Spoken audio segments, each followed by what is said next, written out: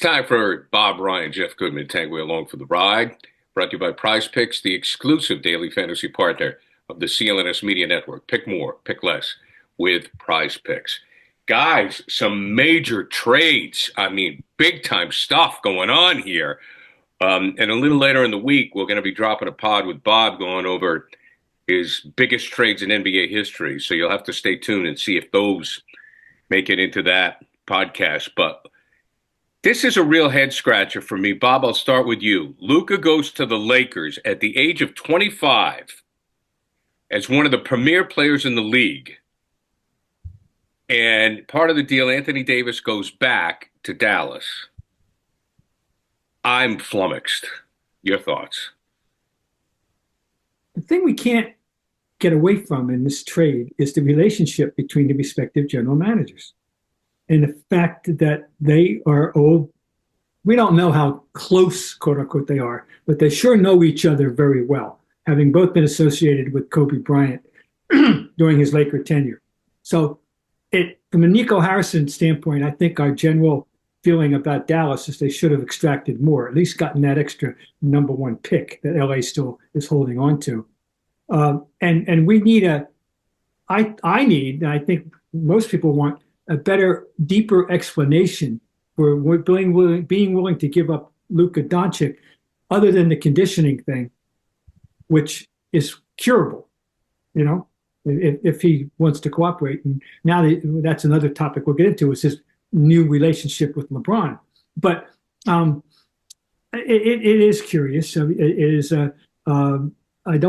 We can't find a historical parallel of a star, when I even say superstar, that young being traded. We can talk about other major big people that were traded, but they were older. And it's, by the way, Anthony Davis isn't going to make them as good as he is. And we've talked frequently about how good he is when he's out there. But this isn't going to propel them back into the finals. No. Then no. So it's curious from Dallas. I want a better reason for Dallas.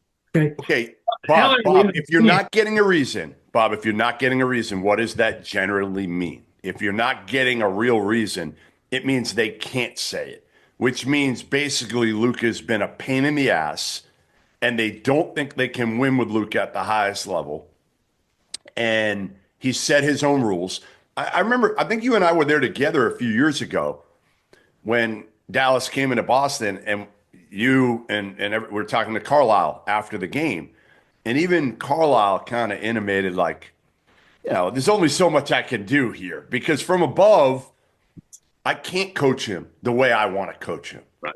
I can't anymore. We got to treat these kids with kid gloves.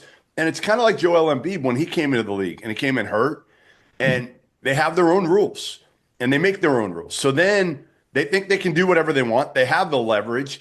Obviously, the conditioning was a factor, all that. But it's also about, like, how you act. I mean, remember, does anybody in a league in which almost every star player is bitching to the officials over and over and over, is there anyone worse than Luka? Is there anyone harder to watch than Luka Dončić, who bitches every time when he doesn't guard a tree? He can't guard a tree. So to me, again, I think it was everything, guys.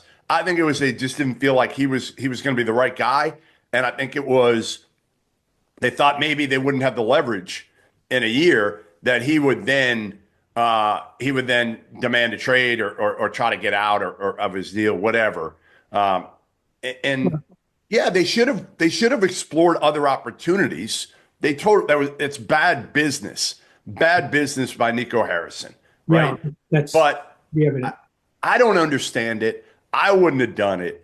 But my guess is they just felt like, hey, you know what? This guy is a pain in the ass, and I don't think we can win with him at the highest level. So let's get the best top 10 player we can in the league for him. And Anthony Davis probably, if you look at it, he's probably we go through them all. Boston's not trading Tatum.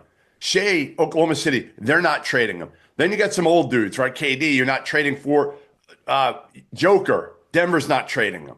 So there's a couple. Giannis, maybe. Like, that's the one I think that maybe you could have had a little bit of a fit there. But, if you're Milwaukee, You want to pair Luka and Dame Lillard together? Probably not. Probably not. So, like, it fit, but I understand what everybody, including Dallas fans, are saying right now, which is like, man, how do you do this trade for a 31-year-old Anthony Davis?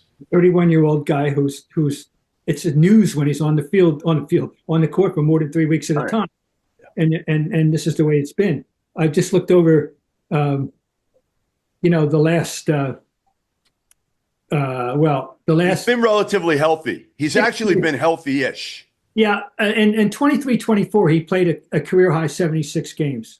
Right. The 3 years previous, he played in 36, 40, and 56 games, respectively. The 3 years previous. Now, Luka himself misses games. He hasn't played since whenever the hell now, And last year he did play in 70, but before that it was 65, 66, 66, 65, 66, and then 61 going back to his 1920 to 1920. Anyway, it's very interesting. So how much Dallas is going to get out of Anthony Davis is certainly, questionable. I'll say this.